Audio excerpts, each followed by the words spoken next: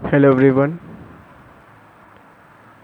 In the previous video we have learned the chapter motion and also discussed some topic in that. So this video is for revision. So let us start with first topic, motion. So motion we can define in two different ways. If the position of an object changes as time passes, it's said to be in motion. Or in other words, we can say that the motion of an object is perceived when its position changes continuously with respect to some stationary object. अगर कोई भी object और body समय के साथ जगह को change कर दे, तब कह सकते हैं कि वो मोशन में है किसी रेफरेंस पॉइंट के हिसाब से, क्योंकि मोशन और रेस्ट मीन्स स्टेशनरी और रेफरेंस पॉइंट ये आपस में रिलेटिव हैं. जैसे एग्जांपल के लिए आ जाए, human beings, animals, vehicle, trains, ships and aeroplanes, this are the examples of motion. अगर ट्रेन की बात किया जाए, जैसे आपने जानते हैं कि ट्रेन एक प्लेटफॉर्म से दूसरे प्लेटफॉर्म जाती है, फिर दूसरे से तीसरे, तो जो प्लेटफॉर्म जो है वो ट्रेन के रिस्पेक्ट में स्टेशनरी है, मीन्स रेस्ट पे है, और ट्रेन क्या है, मोशन. बस करेक्ट. सो अगर रेस्ट की बात किया जाए, so rest is nothing but is the position of an object does not change as time passes. If any object or body does not change its position as time passes, then we can say that is at rest. For example, school, house, trees, electric and telephone poles. As I think you understand that what is rest. So next is distance. Distance we can define as travel by a body is the length of the actual path covered by a moving body irrespective of the direction in which distance traveled. Means it's a actual length of the actual path that covers a moving body but independent of direction. For example, if point A to point B, अगर कोई भी object और body point A से point B तक travel करे, तो point A और B के बीच में कितना डिस्टेंस है, ये इसका एक्चुअल पाथ है. Means covering the actual length by moving body. But direction जो है वो इंडिपेंडेंट है, डिपेंड नहीं है, दिखता पता नहीं, मतलब मीन्स और चाहे वो ऐसे घूम के जाए, वो चाहे ऐसे चले जाए या सीधे चले जाए, इससे कोई फ़र्क नहीं पड़ता. उसे सिर्फ पॉइंट ए से पॉइंट बी तक पहुंचना है, चाहे जैसे. यहाँ पे डायरेक्शन की कोई बात नहीं है. सो तब कहेंगे कि वो डिस्टेंस है. और डिस्टेंस के सम कुछ पॉइंट्स हम लोग यहाँ देख सकते हैं. So first point is it's a scalar quantity. अपन सर स्केलर क्या है आगे डिस्कस करेंगे कि स्केलर है क्या. Second point is S unit क्या है इसकी, मीटर. एंड सबसे important, it is always positive. And generally we can see that distance is always greater than equal displacement. Distance हमेशा बड़ा होगा डिस्प्लेसमेंट के, क्योंकि ये हमेशा पॉजिटिव में रहता है इस वजह से. और डिस्प्लेसमेंट पॉजिटिव भी है, नेगेटिव भी है और ज़ीरो भी. अब बात करेंगे स्केलर की. तो scalar is nothing but is a physical quantity in which having magnitude only, no direction. For example, mass. मास आप देखें, मास उसके पास कोई डायरेक्शन है नहीं। Speed same thing, volume, work, time, power, energy, temperature, density, this are the examples of scalar quantity. Correct? So our next topic is displacement. Displacement है क्या? अगर displacement को डिफाइन किया जाए तो displacement is nothing but shortest distance covered by a body in a definite direction. Means जो कम से कम दूरी हो। फॉर एग्जांपल कह दिया जाए कि ये पॉइंट x है, ये पॉइंट y है, और ये एक गुफा है, ठीक, और रास्ता ऐसे गया हुआ है। इस पॉइंट x से पॉइंट y तक जाने के लिए हमें 20 किलोमीटर की डिस्टेंस जो है वो तय करनी पड़ेगी। लेकिन अगर सीधे देखा जाए तो यहाँ से यहाँ तक की जो दूरी होगी वो सिर्फ 8 किलोमीटर है। तो इनिशियल पॉइंट से फाइनल पॉइंट की जो सबसे कम दूरी हो है वही आपकी डिस्प्लेसमेंट है, जो सबसे कम दूरी है, shortest distance between two points, then we can say that this is a displacement. Correct? So first important part is vector quantity, ये एक वेक्टर क्वांटिटी है। दूसरा ऐसा unit is metre and it may be positive, negative और zero. सो अब आप पूछेंगे सर वेक्टर है क्या? वेक्टर भी एक तरह का क्वांटिटी ही है, लेकिन उसके पास मैग्नीट्यूड के साथ साथ डायरेक्शन भी है और ये ट्रायंगलों को ओबे भी करता है, जैसे कि displacement, velocity, force, acceleration, momentum, current density, angular velocity, magnetic field, pressure. These are the example of vector quantity. Correct? So our next example is uniform motion. We can say that when an object travels equal distance in equal interval of time, that's we can say that this is uniform motion. Example, a car running at a constant speed. कब मैं कह दूं कि एक object है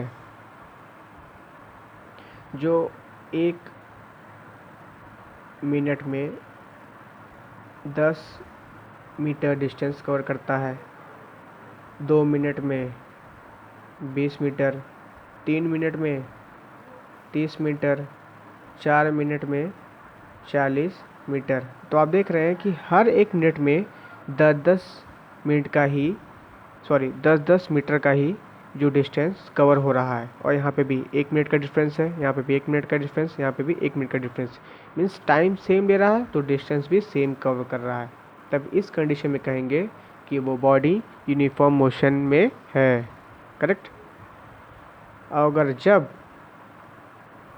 uniform motion की बात किया जाए कि जब कोई ऑब्जेक्ट अनइक्वल डिस्टेंस ट्रेवल करे in equal interval of time, then we can say that this is non uniform motion. और नॉन यूनिफॉर्म मोशन को हम एक्सीलरेटेड मोशन भी कहते हैं। Example, the motion of a freely falling body. For example, कि कोई भी ऑब्जेक्ट और बॉडी, जैसे कि मान लो एक बॉडी है जो 1 मिनट में 20 मीटर डिस्टेंस कवर कर रही है, दूसरे मिनट में 15 मीटर, तीसरे मिनट में 10 मीटर, चौथे मिनट में 12 मीटर, इस तरीके से। मीन्स यहाँ पे टाइम तो इक्वल ले रहा है लेकिन डिस्टेंस अनइक्वल है। करेक्ट? तब उस कंडीशन में ये यूनिफॉर्म मोशन कहलाता है।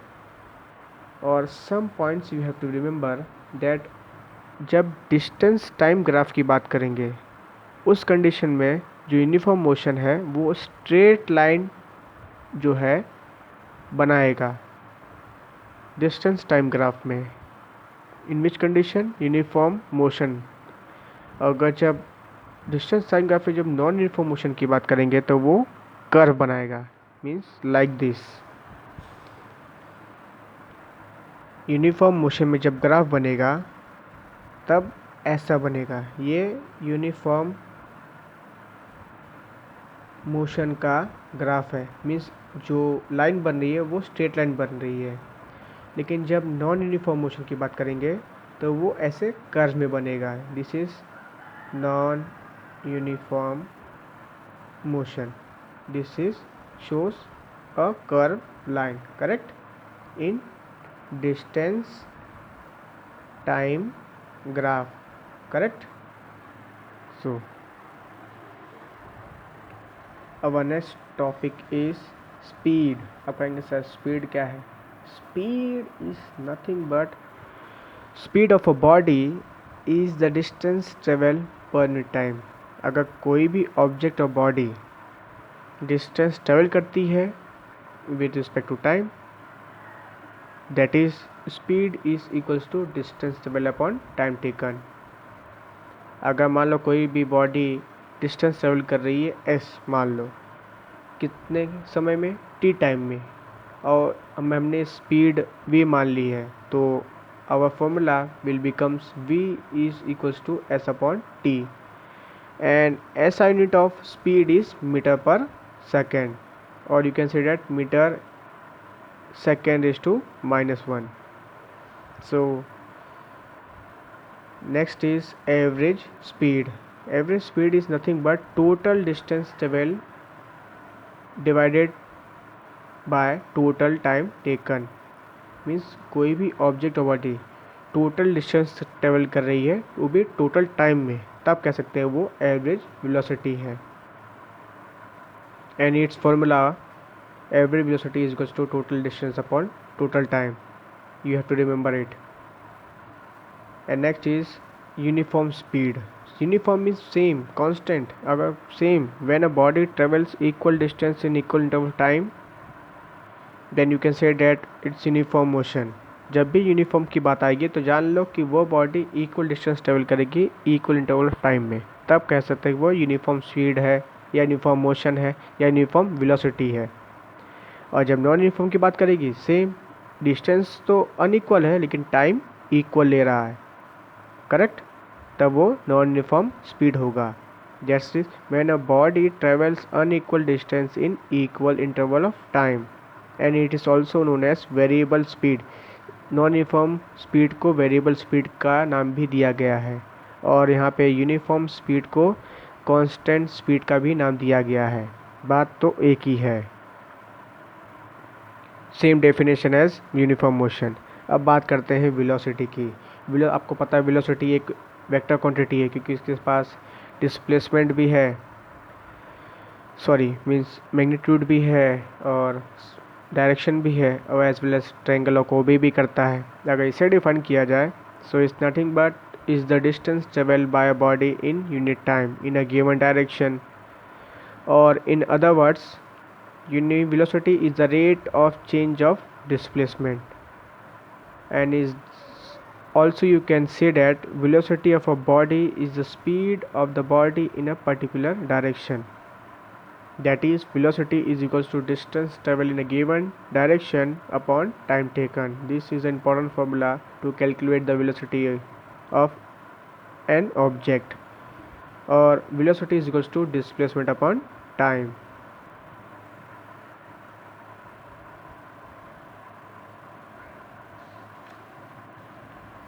So if we consider a body travels s distance in time t and in a given direction, and we have taken velocity v, so our formula will becomes v is equals to s upon t, as same as speed, but symbols have the usual meaning, and SI unit is same as per speed, meter per second.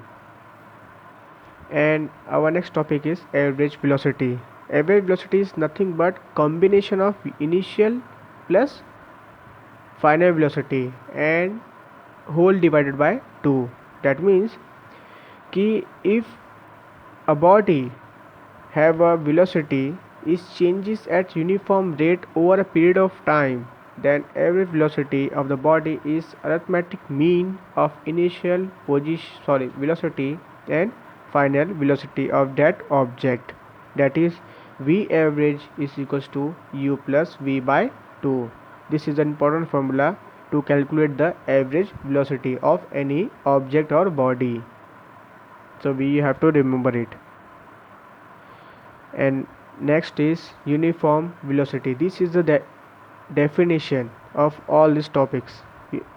Uniform velocity, uniform means I have told you constant.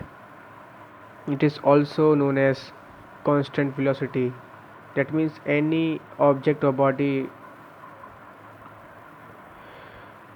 travels equal distance in equal interval of time in a given direction or a straight line, then we can say that this is uniform velocity. Or non-uniform velocity, that means when it's cover unequal distance in a particular direction in equal interval of time. Means अगर कोई भी object और body unequal distance cover करे, वो भी equal interval of time में, वो भी उसे के पर्टिकुलर डायरेक्शन में, तब ये नॉन यूनिफॉर्म वेलोसिटी कहलाएगा. इसे वेरिएबल वेलोसिटी भी कहते हैं. इस अगर मान लो एग्जाम में पूछ लिया जाए कि नॉन यूनिफॉर्म वेलोसिटी है क्या, तब आप इसका इस्तेमाल कर सकते हैं. So our next topic is acceleration. Acceleration is nothing but the rate of change of velocity with time. That is acceleration is equals to change in velocity upon time taken. अगर कोई भी बॉडी और object अपने velocity में change करे time के साथ साथ, तब वो कहेंगे कि ये एक्सेलरेशन है. And acceleration have a formula, that is acceleration A is equals to final velocity minus initial velocity divided by t, means t means time. Here A acceleration, V final velocity and U initial velocity. We have to remember it. It's a very important formula to calculate the acceleration.